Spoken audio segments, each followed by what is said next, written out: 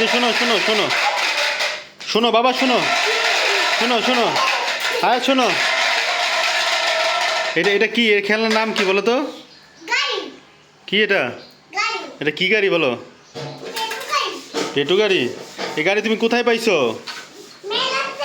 মেলা থেকে। কয় টাকা নিছে? দাঁড়াও দাঁড়াও, কয় টাকা নিছে বলো? তুমি জানো কয় টাকা নিছে বলো? হয় নাই, এটা নিছে 20 টাকা।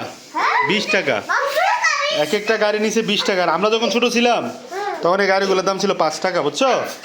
আমরা মেলা থেকে এই গাড়িগুলো নিয়ে আমরা রাস্তায় চালাইতাম, কিন্তু তোমরা তো বাসায় চালাচ্ছ টাইলসে, আর আমরা মাটির রাস্তায় চালাইতাম, মাটির রাস্তায়।